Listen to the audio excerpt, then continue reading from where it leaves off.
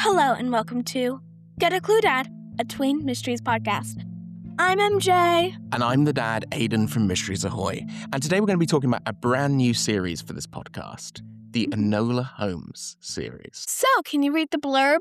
Of course. When Enola Holmes, sister to the detective Sherlock Holmes, discovers her mother has disappeared, she quickly embarks on a journey to London in search of her. But nothing can prepare her for what awaits. Because when she arrives, she finds herself involved in the kidnapping of a young Marquess, fleeing murderous villains, and trying to elude her shrewd older brothers, all while attempting to piece together clues to her mother's strange disappearance. Amid all the mayhem, will Enola be able to decode the necessary clues and find her mother? So, can you explain what Marquess means to the readers and to me? It is a title. So it is the title of a character, the Viscount Tewkesbury. He is the Marquess of Basilweather. It is a title for a character that we're going to meet in this mystery. I was quite excited that you wanted to read this because obviously this is tangentially related to the world of Sherlock Holmes. And Sherlock Holmes is an important character for me as a reader, for your granddad as a reader. We both started reading those books when we were children as well.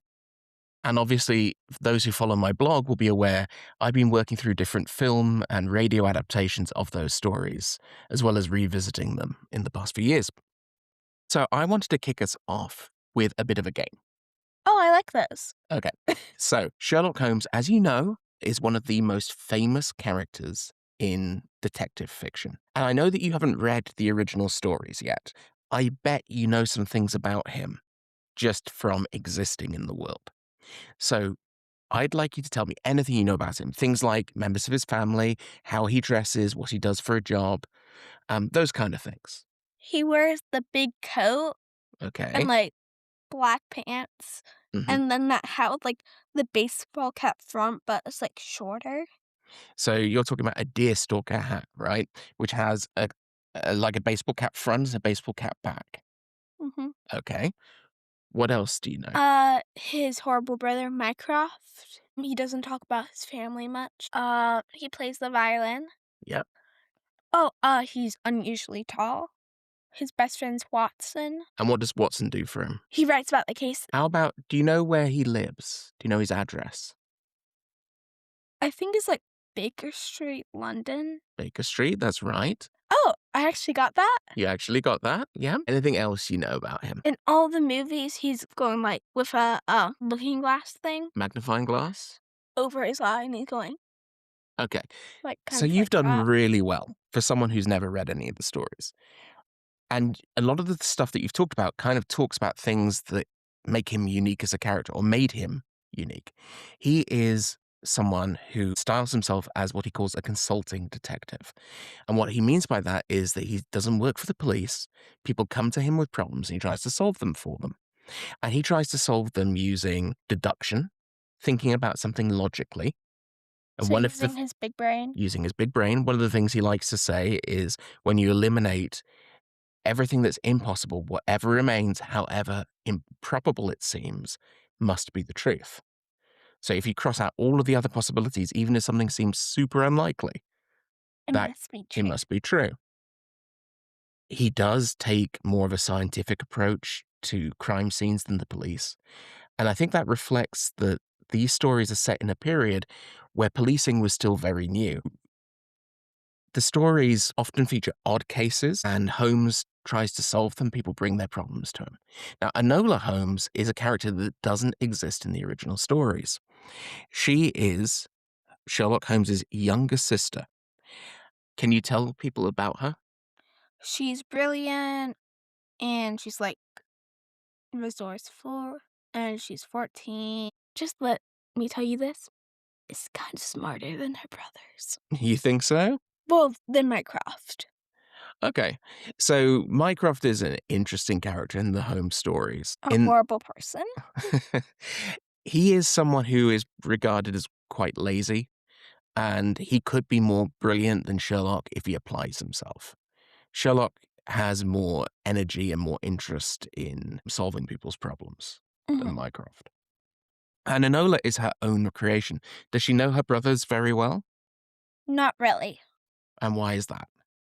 Because when she was very little, her mother and Minecraft got in a fight. He moved away, and then her brother moved away, and she never really got to know them. Right, so it's been a very long time since she's seen them at the start of the Yes. story. And she's like, "Oh, this is a good thing, them coming." And then she's like, "Oh, wait, no. This is a bad thing. A very, very bad thing." So Enola is a little more spirited than is usual. And one of the reasons for that is because of the way that she's been raised. Who's been bringing her up? Her mother. Eudoria. And what is Eudoria like? She's very free-spirited and loves puzzles. Do you remember any of the types of puzzles that she likes? A word puzzle. Enola is spelled backward alone. So there's words spelled backwards. Word scrambles, word searches. Ooh, Enola is our main character, but at the beginning of this book, she has a big problem. She got some mommy issues. Okay, so what are her mommy issues? Her mother has gone missing. On her 14th birthday, her mom vanishes, disappears, and is gone.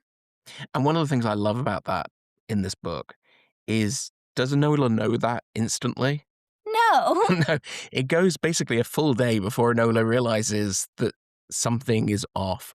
And one of the reasons for that is her mother doesn't do things in a conventional way, right? She might disappear. She's raising Enola to be quite independent. Alone. Alone, exactly. Enola discovers that her mother has gone missing, can't get anywhere. So what does she do? She calls her brothers. She contacts her brothers. And do you remember what happens when she goes to meet her brothers at the station? They don't expect her to be there And why are they so surprised? because she turns up on a bike. She is not the demure little sister that they expect to meet, is she? No. And that's because, like you say, it's been years since they've seen her. So they really don't know anything about their sister. As a main character, did you relate to Enola? Oh, yeah. Well, we're basically getting it from her point of view. What do you think? I think that she is a very appealing character. I think that something very smart that Nancy Springer does is gives us a character who is quite modern in some ways, though she still definitely sees the world in a Victorian mindset. Yeah. So she is very nervous about boys. She hasn't been around men very much at all. And you see points in the story where her being quite sheltered comes into play. But I do think you see her brilliance. You see the fact that she's been raised to be able to take care of herself. And that makes her very appealing. Hmm. I also think the book does a really good job of presenting her as not quite a mirror image of Sherlock Holmes, but very similar. He calls himself a consulting detective. She calls herself a purgatorian, which is a word I did not know, but she means that she's going to help people find people who are missing. And of course, that relates to her own issue that she has with her mother as well. There are two disappearances, though, in this story. But the first one is the disappearance of Enola's mother. Who is the other person who's disappeared? Viscount Tukey. Who is he? And what's happened with him? He is a young boy who has vanished from his house. He's the heir of a title, and he's being raised in kind of a frou-frou way, isn't he? Do you remember how he's dressed in the photograph Enola sees of him? I pictured like a pirate's like puffy sleeves and the tie. So it's more like a little navy outfit, but you have the right idea. It's a nautical outfit, which is a little unusual for a boy of his age because he's about 12 years old. Enola is going to try and track him down, and I would say that is the main case in this book. Well, she tracks him down in like 5 minutes. It's pretty quick, right?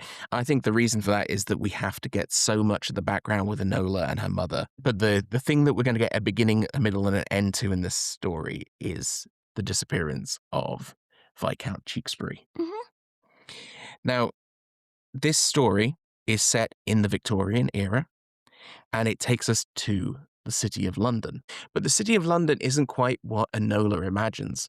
She is imagining somewhere that's kind of glittering and pristine and And beautiful.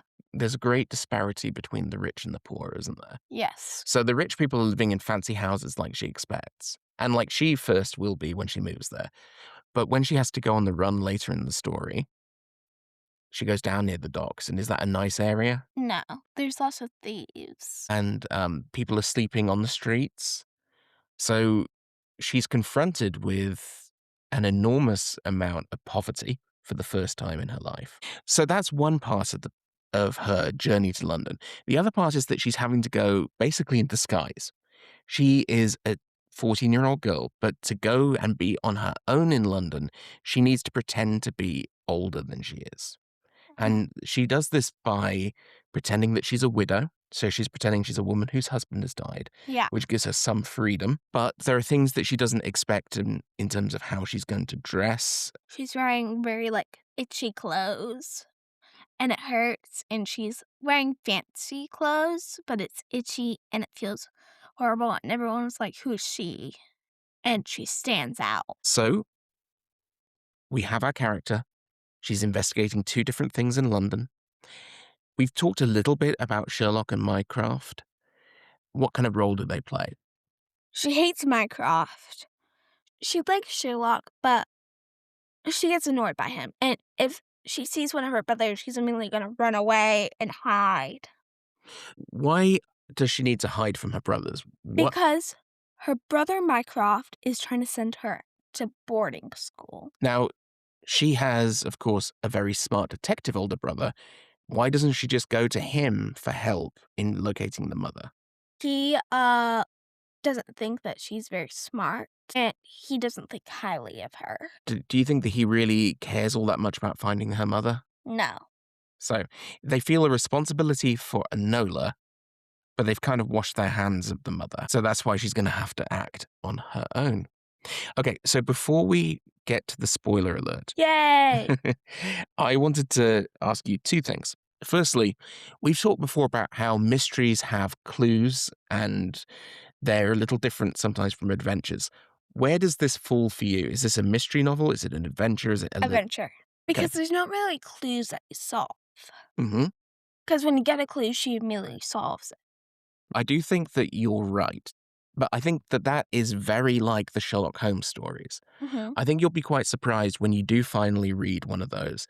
That often the those stories are more about the excitement of the chase than you being able to work out every little thing in them. Though there are some which are true detective stories. I think there is some stuff here that you can solve, but it is quite limited to one part of the story. And I will say, I was reading this as an adventure story by that point, so I had given up trying to work out what that solution would be. Yeah. So it was a nice surprise that there is actually quite a clever I explanation. did find out what happened to Twerky, though. hmm And how did you feel about that? Did you like it as a solution? Oh, yeah.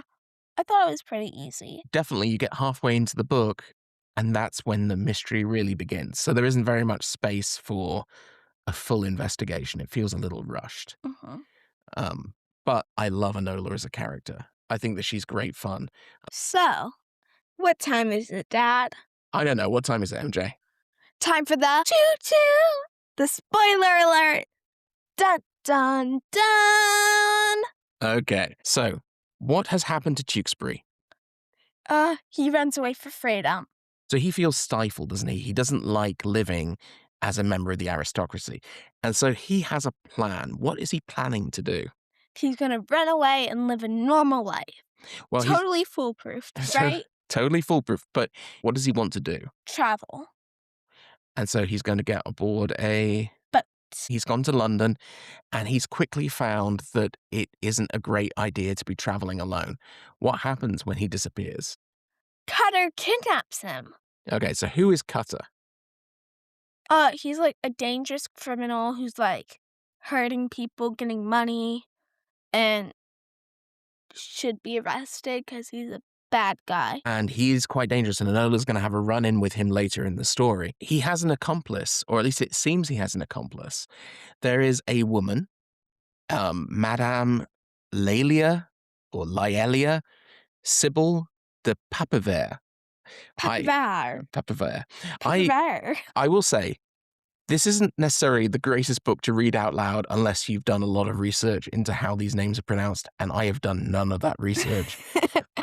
So she is presenting herself as a spiritualist, meaning someone who is in contact with the spirit world and can ask questions, something that Sir Arthur Conan Doyle, the writer of the original Sherlock Holmes stories, actually believed in. He thought that spirits could be real. He was very interested in that. Um, but she says that she is a medium and that she will help find the sun. But what is the secret here about this character? She was one of the kidnappers. She's Cutter. So Cutter is dressing up in a female outfit and is presenting himself in this other character role. And that's one of the reasons that no one's going to suspect him.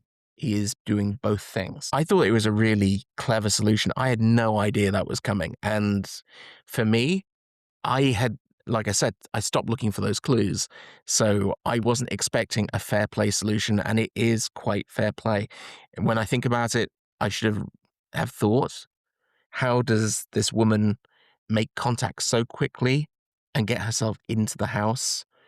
It makes sense that she has a spy on the inside, so to speak. So she's promising to help find someone that she's also going to try and capture, because she hasn't actually got Tukey at this point. One other thing I wanted to ask you Yes. is, what did you think about Tukey as a character? Did you see any comparisons between him and Enola? They are both very much alone. And misunderstood by the family members they have. Yeah, I think that they both have this fantasy of what London is going to be like as well. And I think that the way that they have each discovered the truth of what life living in a big city is going to be like, I think kind of draws them together and makes them good teammates as well. Mhm. Um, Later, once she has found Tukey, she convinces him he needs to return. And one of the reasons that he is willing to do that is he realizes that even though he wants his freedom, if he just runs away, what will happen to his family? They'll get hurt because people will come and say they can find him. Right. So he realizes that he can't just run away, Mhm. that he needs to face up to his problem and he needs to talk to his family. And Enola makes a point: your mom is really missing you. You might be able to talk to her about how you're feeling, and maybe she'll treat you more like an adult if you go back. She brings him to Scotland Yard. Why doesn't she bring him all the way inside her cell? Because Sherlock's there. And what will happen if she runs into Sherlock? Well, Sherlock will get her and will take her to Mycroft, who will take her to boarding school. There is something that happens, though. He doesn't get to speak to her again, but he does see her. And she is delighted at the look of sheer surprise that he has on his face when he realizes that she's there. So at least he knows that she is okay, even if she isn't doing what he would like her to do. Yeah. That's our first mystery element. What about the mom? Do we get any further with the mother? Well, we know that she's been scamming Mycroft out of money. She was writing down all the expenses, and then she was adding stuff in that they didn't actually have. Like there was a horse trainer and a horse purchasing fee and servants and stuff that they didn't really have. And so what's she doing with this money that she's been stealing? She's been hiding it to give it to Noah when she runs away. Why does she have to do that? Because Mycroft won't just give her money. But why does Mycroft have this money anyway? Because when Enola's dad died, since she was a woman, she couldn't own the money. She and Mycroft got over a fight, and in the end, they agreed that he would send her the money that she needed to live inside the state, and that would be all their contact. So he's not mean in the sense of he is willing to spend whatever she needs. He's not taking the money from her, but he feels like he should now control everything. Yes. And this is where I think her independence and her sense of fairness comes in. Does she think that this is a fair system? No. No. Do you think this is a fair system? No. Okay.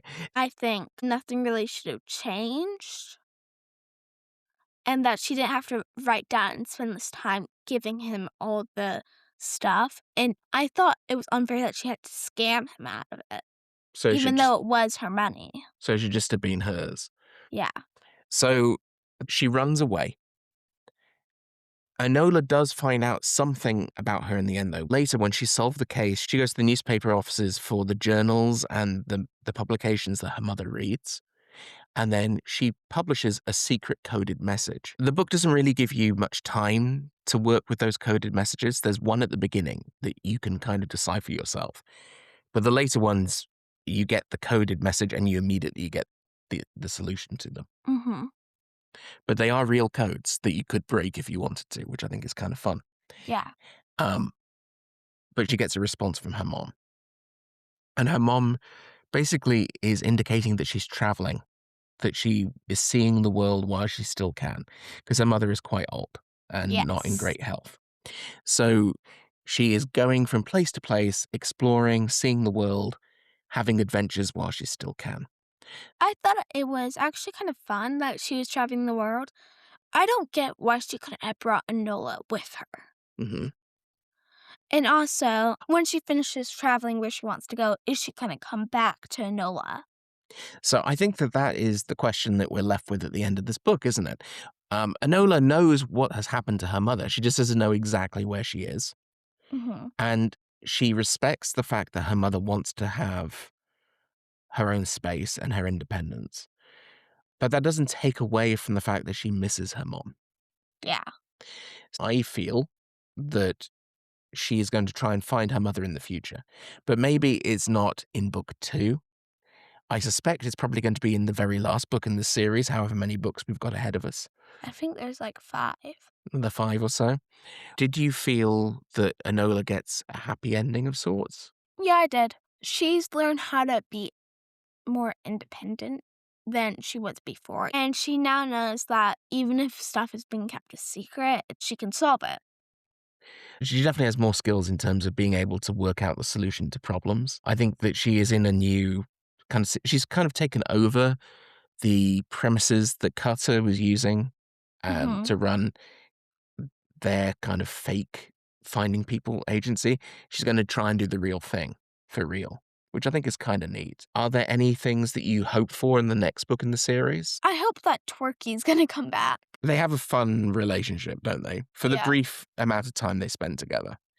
I would be surprised if we see him again in book 2, but I was thinking like book 3, they're gonna run into each other again. it's possible. She's in London. I'm sure we're going to see her continue to grow and get older.